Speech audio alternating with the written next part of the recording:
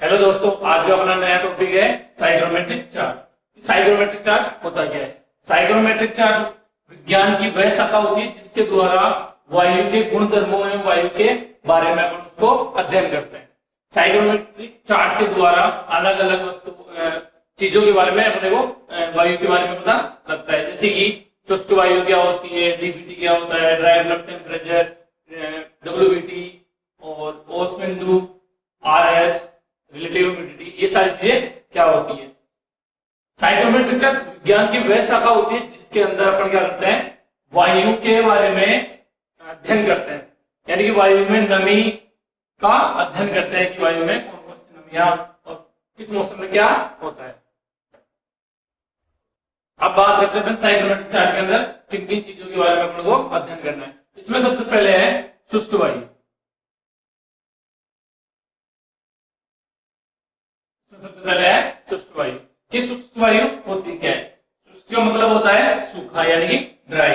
अपन dry air के बारे में बात करते हैं अगर, तो उसमें क्या आता है कि जैसे नाइट्रोजन और ऑक्सीजन, इन दोनों गैसों का मिश्रण ही शुष्क वायु कहलाता है। इसमें और गैसें जो होती है उनको क्या मान लिया जाता है? नगण्य, यानी न के बराबर मान लिया जाता है। इसके अंदर वायु के यानी शुष्क वायु के अंदर जो शुष्क वायु का जो भार होता है, यानी परमाणु भार जो होता है, उसको 29 अपन मानते हैं। शुष्क वायु क्या होती है? नाइट्रोजन और ऑक्सीजन को मिलाकर मानते हैं उसको। शुष्क वायु का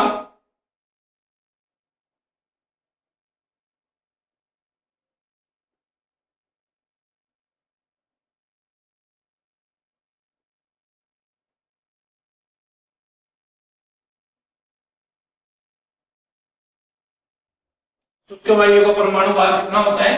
29 होता है। इसके अलावा जो शुष्क वायु होती है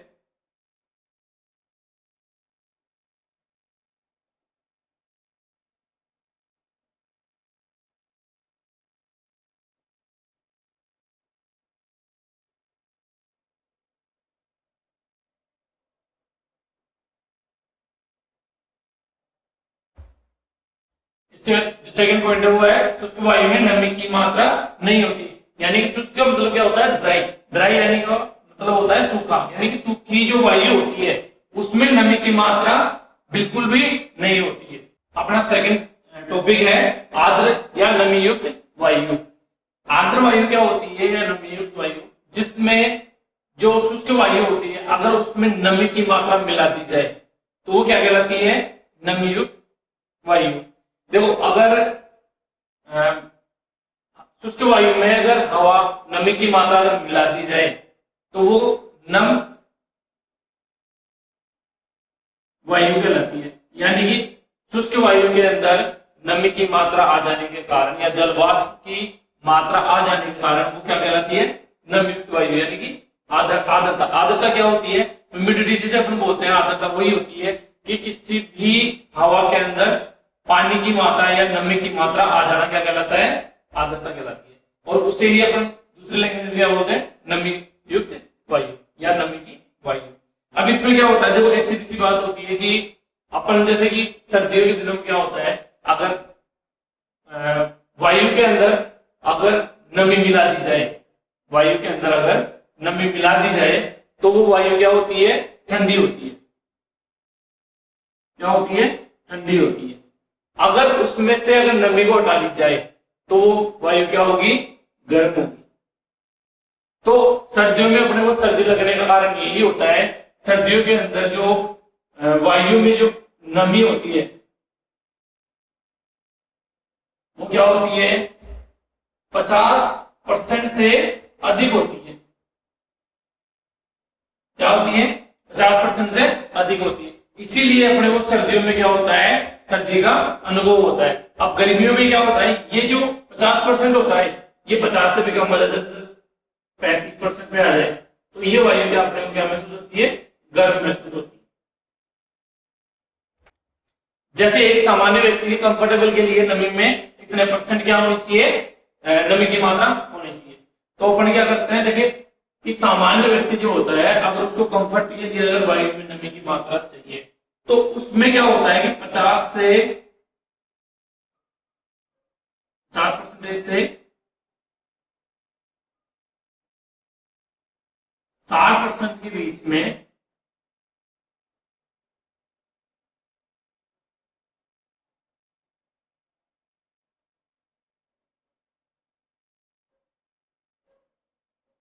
पचास से 60% के बीच में अगर नमी की मात्रा वायु में मौजूद है तो एक व्यक्ति को क्या होगा, कंफर्ट का अनुभव होगा, यानी कि आराम का अनुभव होगा। अगर इससे अधिक होगी, तो व्यक्ति को किसका अनुभव होगा, ठंडक का। और अगर इससे कम होगी, तो व्यक्ति को गर्मी का या गर्म वायु का अनुभव होगा। तो व्यक्ति को कंफर्ट रखने के लिए वायु में नमी की मात्रा कितनी होनी चाहिए, 50 से 60%। अब इसके बाद में अपना अगला जो टॉपिक है वो है विशिष्ट आर्द्रता। विशिष्ट आर्द्रता, इसे स्पेसिफिक ह्यूमिडिटी भी कहते हैं। आर्द्रता का मतलब क्या होता है, ह्यूमिडिटी यानी कि नमी। एक यानी कि विशिष्ट आर्द्रता का मतलब होता है प्रति किग्रा,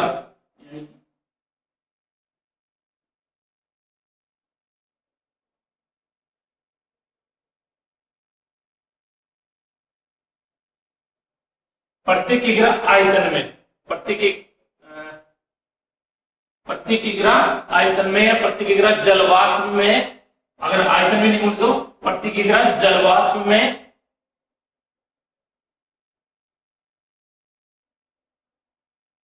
मौजूद नमी की मात्रा को क्या कहते हैं अपन, विशिष्ट आर्द्रता।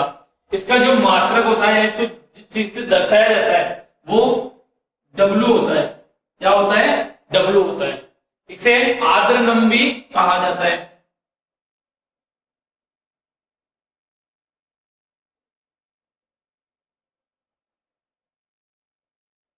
इसे आर्द्र नम अनुपात भी कहा जाता है या आर्द्रता नम अनुपात भी कहा जाता है। ये विशिष्ट आर्द्रता का क्या होता है, एक प्रदर्शित करने वाला सिंबल होता है जिसको अपन W से व्यक्त करते हैं। जो विशिष्ट आर्द्रता का जो आरेख चित्र होता है वो अपने जूते की तरह होता है, यानी कि बूट की तरह होता है। इसमें जो विशिष्ट आर्द्रता को दर्शाया जाता है वो क्षैतिज रेखाओं के समांतर, क्षैतिज रेखाओं के मध्य समझाया जाता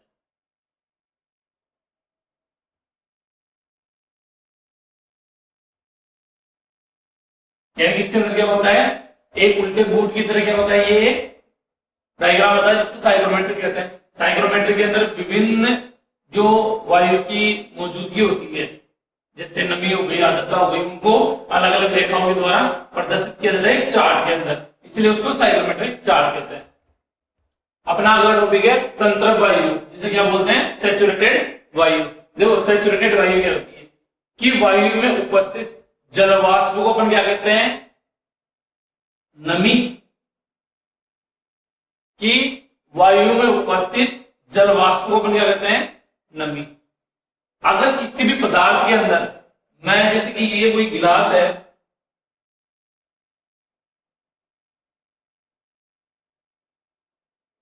ये कोई गिलास है, मैंने इसके अंदर यहां तक पानी भर दिया,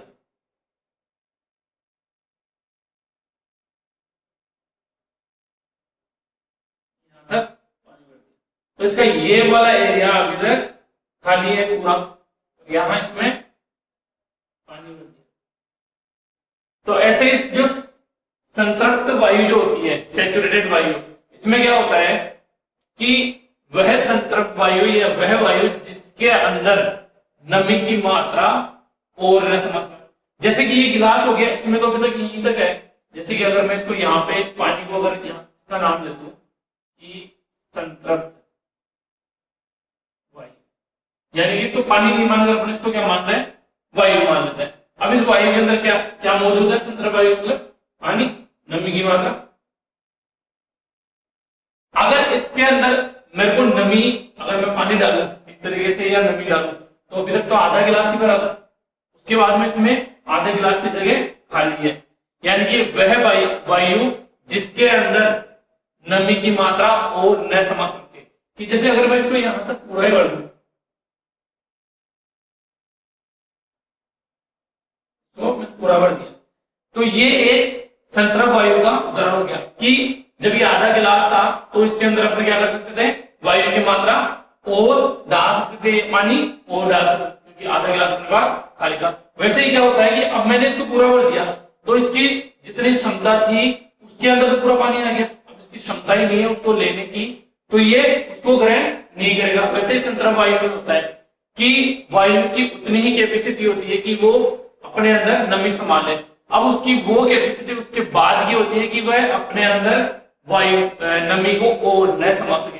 जैसे कि इस गिलास के अंदर मैंने पूरा भर दिया, तो इससे ऊपर तो पानी जा नहीं सकता, ये इसकी क्या हो गई, एक लिमिट हो गई। तो वैसे ही संतृप्त वायु को अपन क्या कैसे समझ सकते हैं कि संतृप्त वायु की वह कैपेसिटी कि जिसके अंदर वायु के अंदर यानी संतृप्त वायु के अंदर और नमी न समा सके, यानी कि ये मानो कि उसके अंदर मैंने 60% वायु के अंदर नमी डाल दी, अब उसकी कैपेसिटी 100% तक थी, वायु की नमी कैपेसिटी कितनी थी, 100% तक, तो 40 वायु रह गया, तो यानी कि संतृप्त वायु के अंदर अपने को 40%, संतृप्त वायु में अभी तक 40% वायु या नमी और समा सकते हैं, यानी 60 दी, 40 और चढ़ाएंगे, उसमें नमी और देंगे तो कितनी हो जाएगी, पूरी टोटल 100 हो जाएगी। और अगर उसमें पहले से ही अगर 100% नमी है, अगर उसमें पहले से ही 100% नमी है, तो ये और नमी नहीं समा सकती। तो संतृप्त वायु को समझने का एक सीधा सा इलाज होता है कि एक उसकी लिमिट होती है वहां तक कि वो अपने अंदर नमी समा सके, और उसके बाद में नमी न समाये, वो क्या कहलाती है, संतृप्त वायु कहलाती है। इसको क्या करते हैं, संतृप्त वायु को ठंडा किया जाए, संतृप्त वायु को ठंडा किया जाए, तो इसके अंदर जो जलवाष्प इकट्ठा होता है, यानी कि इसमें जो नमी इकट्ठी होती है, एक समय बाद में ये क्या होना शुरू हो जाती है, कंडेंस होना शुरू हो जाती है, यानी कि भाप बनना चालू हो जाती है, यानी कंडेंस यानी वेपर बनना चालू हो जाती है। वायु क्या होती है, कंडेंस होना चालू हो जाती है, और कंडेंस होने के कारण अपने को कोहरा महसूस होने लग जाता है। कोहरा क्या होता है, जैसे सर्दियों के दिनों में अपने को धुंध दिखती है व्हाइट व्हाइट सी, उसी को कोहरा कहता है। तो वो क्या होती है, वायु के अंदर जलवाष्प की मात्रा अधिक होने के कारण वो क्या होता है, कंडेंस होने के कारण अपने को कोहरा दिखाई देता है। अपना अगला टॉपिक है आपेक्षिक आर्द्रता, इसे क्या बोलते हैं, रिलेटिव ह्यूमिडिटी। ये क्या होती है कि किसी निश्चित आयतन में, यानी कि ये कोई मैंने आयतन ले लिया, कोई बर्तन ले लिया, कहने मतलब इसका आयतन हो गया, ये एक निश्चित आयतन हो गया, तो मैं लिख देता हूं। अब इसके अंदर एक निश्चित क्या होता है, तापमान, इसका तापमान भी निश्चित कर देते हैं। आयतन निश्चित हो गया, तापमान निश्चित हो गया। एक निश्चित आयतन और एक निश्चित टेम्परेचर के ऊपर क्या होता है, एक निश्चित आयतन और एक निश्चित टेम्परेचर के ऊपर उपस्थित वायु को क्या होता है, अब इसमें जो वायु उपस्थित वायु को क्या करना होता है, एक संतृप्त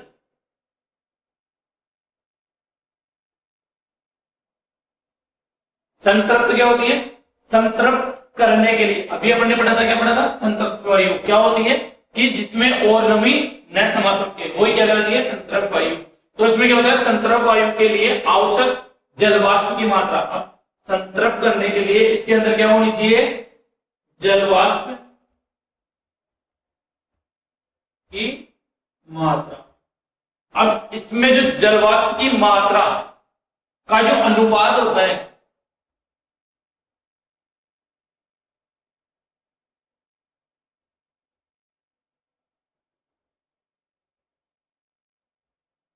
का जो अनुपात होता है उसे क्या कहते हैं अपने, आपेक्षिक आर्द्रता।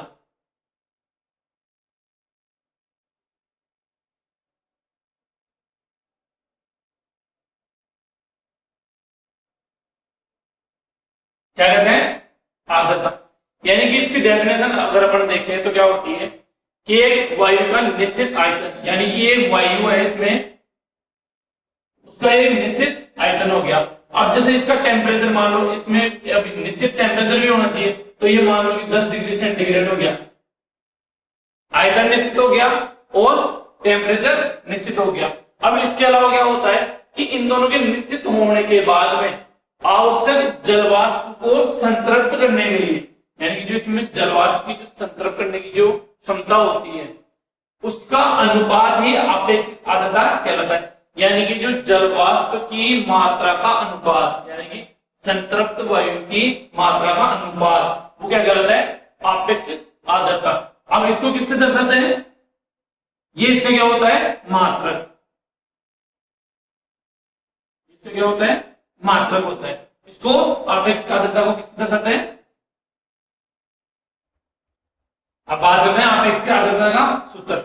क्या होता है कि टेम्परेचर, इसमें क्या था अपने, आयतन और टेम्परेचर को क्या रखते थे, निश्चित।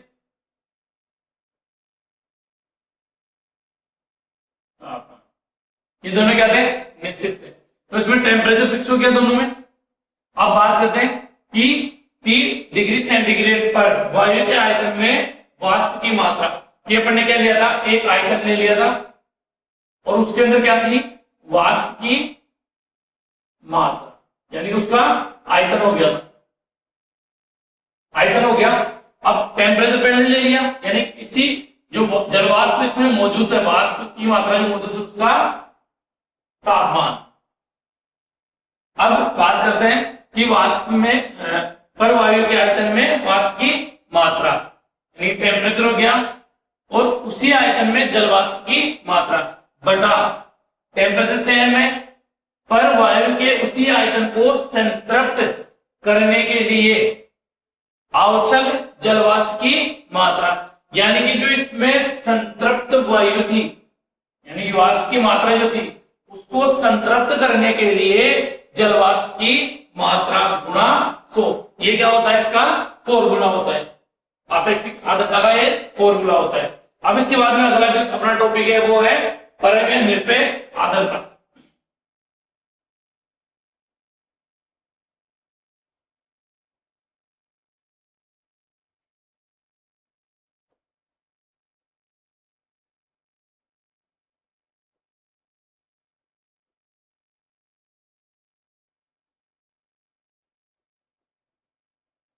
परम या निरपेक्ष आर्द्रता, ये क्या होता है, वायु के एक घन मीटर में, वायु में उपस्थित एक घन मीटर में क्या होता है, एक घन मीटर में, वायु के एक घन मीटर में आयतन में उपस्थित, यानी कि एक घन मीटर का क्या हो गया, कोई एरिया है, क्या है, कोई एरिया है, उसमें उपस्थित क्या होता है, क्या होता है, जलवाष्प की मात्रा, यानी कि इसके अंदर ये कोई आयतन था, इसमें जलवाष्प की मात्रा, उसी को क्या कहते हैं, परम या निरपेक्ष आर्द्रता कहते हैं। यानी कि एक घन मीटर में जलवाष्प की जितनी मात्रा मौजूद होती है उसे क्या कहते हैं, परम या निरपेक्ष आर्द्रता या एब्सोल्यूट ह्यूमिडिटी। क्या कहते हैं, एब्सोल्यूट ह्यूमिडिटी। इसके बाद में अपना अगला टॉपिक है आर्द्रता। देखो आर्द्रता से अपने को सीधी सी एक चीज पता चलती है कि ह्यूमिडिटी यानी कि नमी की मात्रा। ह्यूमिडिटी क्या होती है, नमी। 1 kg शुष्क वायु में, इसको अपन जो समझते हैं आर्द्रता क्या होती है कि 1 kg शुष्क वायु, 1 kg शुष्क वायु में उपस्थित क्या, उपस्थित जलवाष्प का भार, 1 kg शुष्क वायु में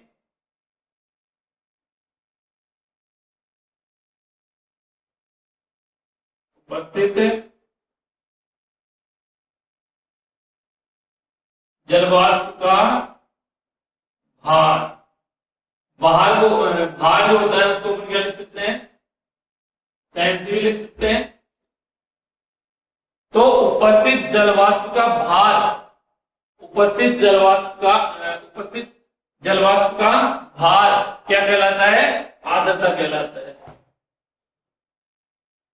यानी कि 1 kg शुष्क वायु जो होगी, यानी कि ड्राई है,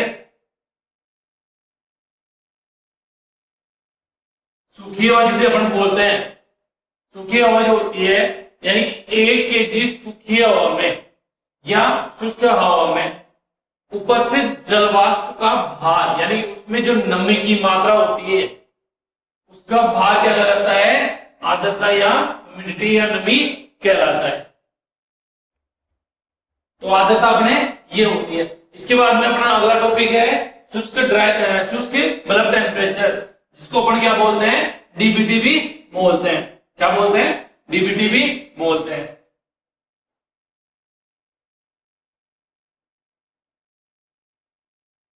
जिसे अपन क्या बोलते हैं, डीबीटी भी बोलते हैं, यानी कि dry bulb temperature.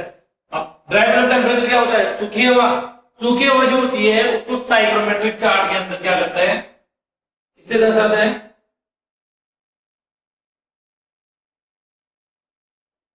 Psychrometric chart के अंदर ऊर्ध्वाधर, यानी कि ऊर्ध्वाधर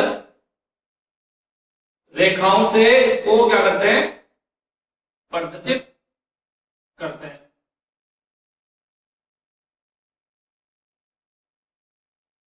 अब जो शुष्क बल्ब टेम्परेचर होता है इसको चेक कैसे करते हैं, ये क्या होता है, अपने जो वास्तविक जो टेम्परेचर होता है, वास्तविक तापक्रम, जिसको अपन एक साधारण थर्मोमीटर द्वारा भी चेक कर सकते हैं। डीबीटी जो होता है उसको एक साधारण थर्मोमीटर द्वारा भी चेक कर सकते हैं। इसकी जो रेखाएं होती है साइक्रोमेट्रिक चार्ट के अंदर वो होती है ऊर्ध्वाधर, यानी कि वर्टिकल। क्या होती है,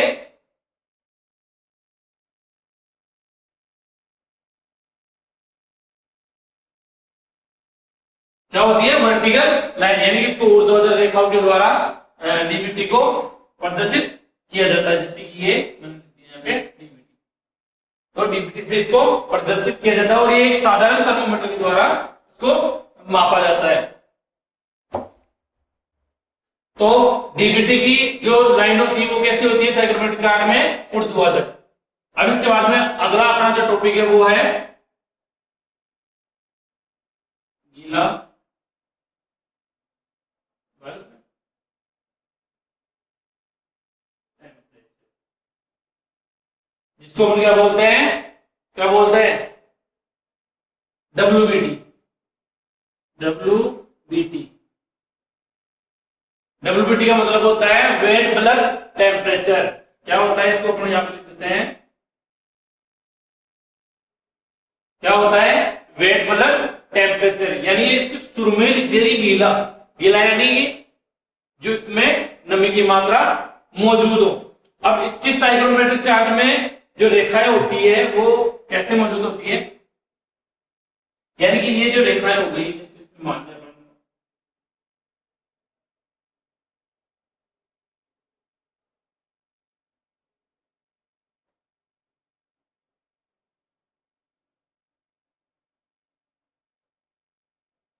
तो ऐसे, जो इसकी रेखाएं होती है वो क्या होती है, तिरछी होती है। क्या होती है, तिरछी होती है।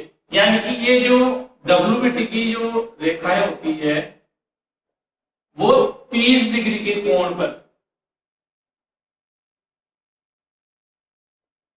30 डिग्री के कोण पर क्या करती है, मौजूद होती है। ये जैसे कि यहां से ये 30 डिग्री का ये हो गया, तो ये हो गया, तो ये 30 डिग्री के कोण पर मौजूद होती है।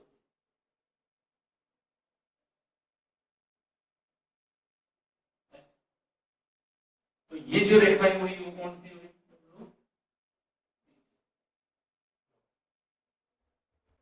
तो डब्ल्यूबीटी की लाइन कितने डिग्री पे होती है, 30 डिग्री के कोण पर होती है। यानी 30 से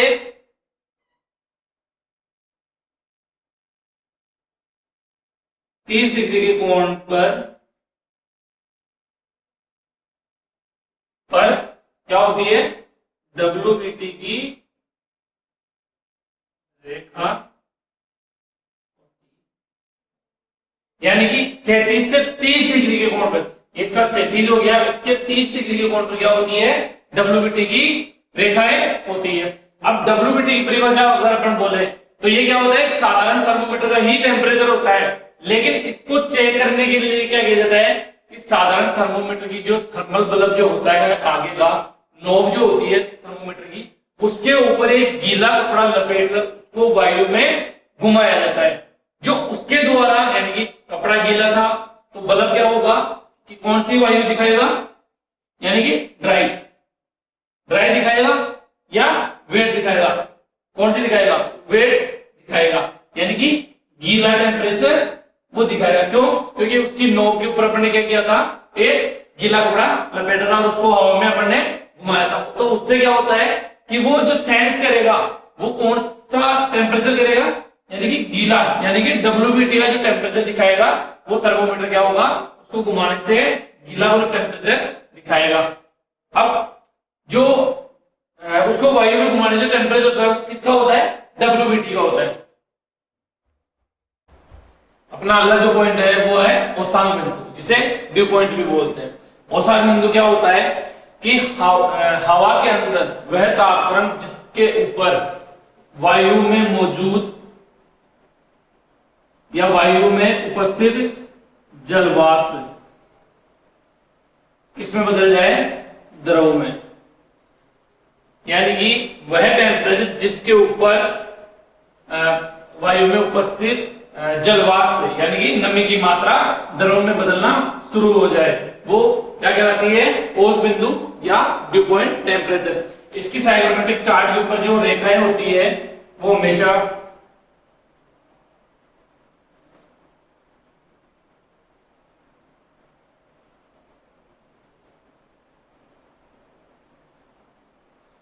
ऊपर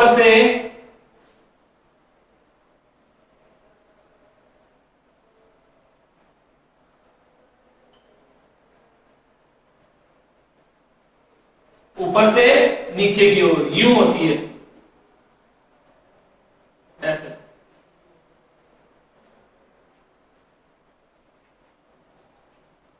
ये होती है इसकी औसत बिंदु टेम्परेचर की रेखा।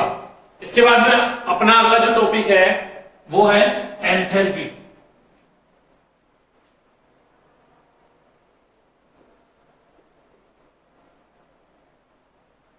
ये क्या होता है, एंथैल्पी होता है कि सेंसिबल हीट और लेटेंट हीट का कुल योग, यानी कि दो हीट होती है, तो सेंसिबल हीट होती है और एक लेटेंट हीट, इन दोनों का जो कुल योग होता है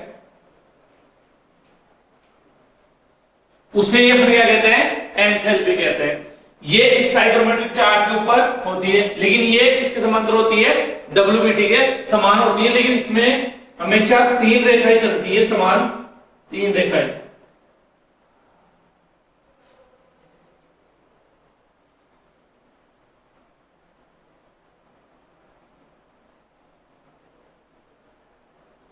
ये इस तरीके से इसमें रेखाएं चलती हैं।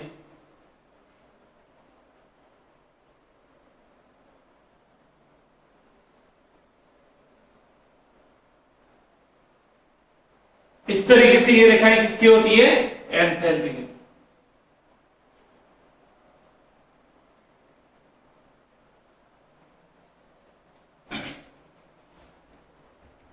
इसके बाद में अपना अगला टॉपिक है आपेक्षिक आर्द्रता, जिसे रिलेटिव ह्यूमिडिटी भी बोलते हैं। इसे RS से प्रदर्शित किया जाता है, यानी कि रिलेटिव ह्यूमिडिटी। इसकी जो रेखाएं होती है वो हमेशा साइक्रोमेट्रिक चार्ट के ऊपर तिरछी रेखाएं होती है,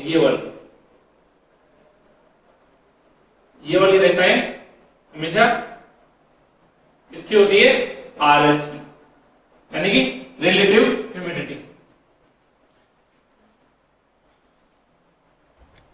अगला जो टॉपिक अपना है वो है वाष्प दाब रेखाएं। ये क्या होती है, ये होती है जो अपने क्षैतिज रेखाएं होती है, क्या होती है, क्षैतिज रेखाएं होती है, ये उन्हीं के समांतर होती है, लेकिन ये चार्ट के ऊपर नहीं खींची जाती, ये हमेशा साइक्रोमेट्रिक चार्ट होता है उसके बाईं ओर खींची जाती है।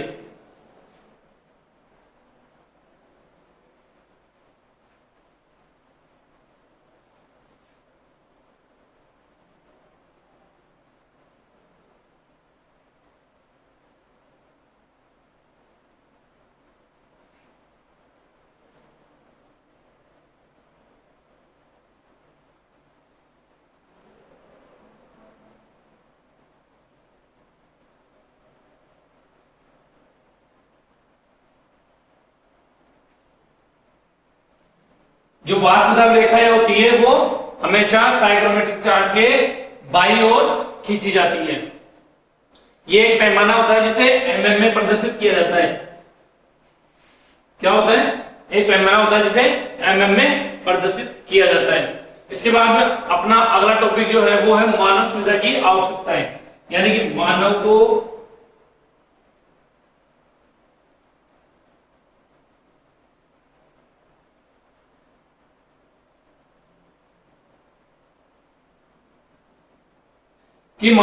मानव की सुविधाएं, कि मानव को जो कंफर्ट रहने के लिए क्या क्या चीजों की आवश्यकता होती है। इसमें सबसे पहले होता है कि वायु में नमी, यानी कि वायु में नमी रहेगी तो व्यक्ति को क्या होगा, एक कंफर्टेबल टेम्परेचर महसूस होगा। उसके बाद में दूसरा है वायु की शुद्धता।